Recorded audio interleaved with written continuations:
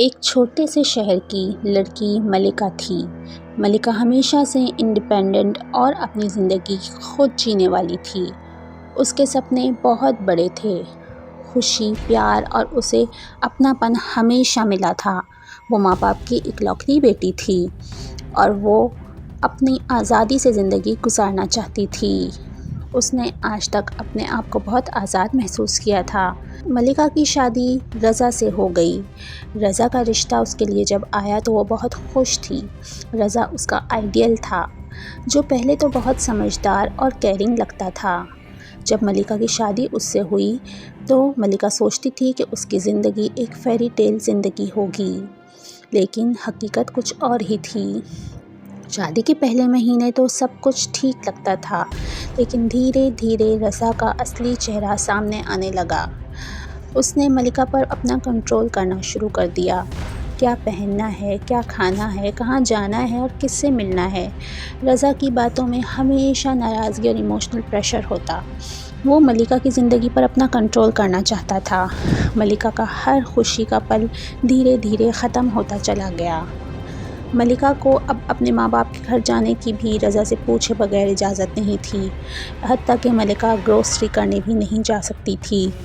اگر ملکہ بغیر بتائے رضا کو کوئی کام کرتی تو رضا اس پر بہت غصہ کرتا۔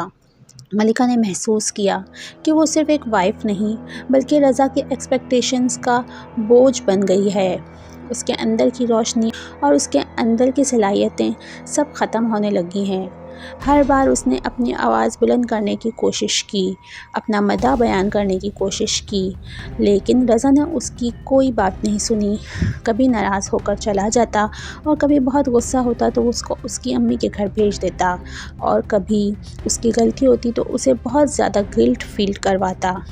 ایک دن ملکہ کو سمجھ آیا کہ زندگی میں صرف پیار اور سیکریفائس سے کام نہیں چلتا۔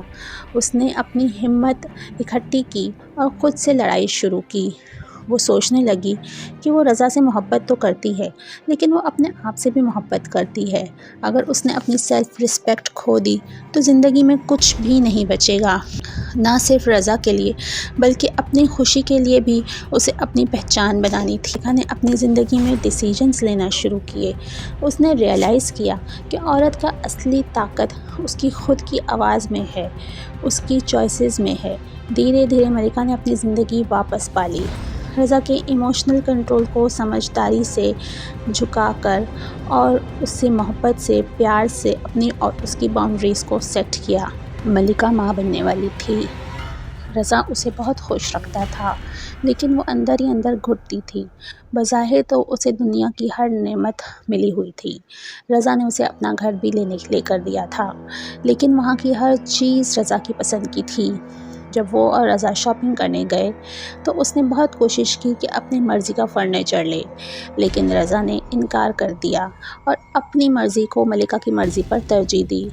ملکہ بد دل سی ہو گئی، لیکن پھر بھی وہ خوش تھی کیونکہ اس کا اپنا گھر موجود تھا۔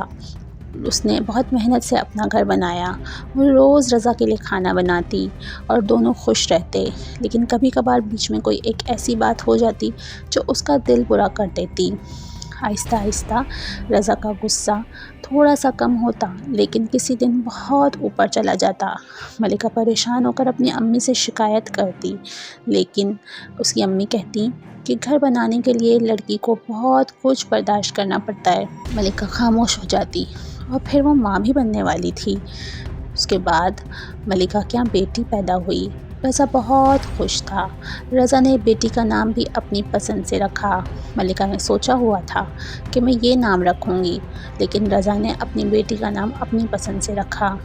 اس کی بیٹی پیدا ہوئی، دونوں خوشی خوشی گھر آئے، لیکن تھوڑے دنوں بعد ہی ان کا برا وقت شروع ہو گیا۔ اصل میں وہ رضا کا برا وقت تھا۔ رضا کو کسی کے کرپشن کے کیس کے سلسلے میں جیل جانا پڑ گیا۔ اس کی کمپنی والوں نے اس کے اوپر کیس کر دیا۔ وہ سالوں جیل میں رہا۔ اس دوران ملکہ اپنی امی ابو کے ساتھ رہی۔ ملکہ کی امی ابو نے اس کی بیٹی اور ملکہ کی بہت حفاظت کی۔ ملکہ نے اپنے شوہر کا ساتھ کبھی بھی نہیں چھوڑا۔ اس نے سوچا اگر وہ اس شخص کا ساتھ چھوڑ دے گی تو کہاں جائے گی، اور رضا تو بالکل اکیلا تھا۔ اس کا اپنا کوئی موجود نہیں تھا۔ اس کا ایک بڑا بھائی تھا جو بہت پیسے والا تھا، جو اس کو خاطر میں نہیں لے کر آتا تھا۔ اچانک سے جب رضا نے دیکھا کہ صرف ملکہ ہی اس کا ساتھ دے رہی ہے، رضا کو اس بات کا احساس ہوا کہ زندگی میں اس کے علاوہ اور کوئی نہیں ہے اس کا، صرف ملکہ ہی ہے جسے اس کی خوشی کا احساس ہے۔ رضا نے آہستہ آہستہ بدلنا شروع کر دیا۔ کچھ سالوں بعد رضا کی بیل ہو گئی اور رضا جیل سے واپس آ گیا۔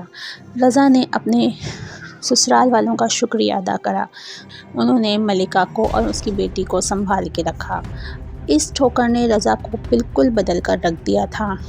اس کہانی کا مقصد یہ ہے کہ عورت کو انتظار کرنا چاہیے، صبر کرنا چاہیے، جلد بازی میں کوئی فیصلے نہیں کرنے چاہیے۔ وقت کے ساتھ ساتھ ہر انسان بدل جاتا ہے۔ صبر کا انعام بھی بہت بڑا ہوتا ہے۔ صبر سے بہت کچھ آسان ہو جاتا ہے اور بڑے بڑے پتھر دل پگھل جاتے ہیں۔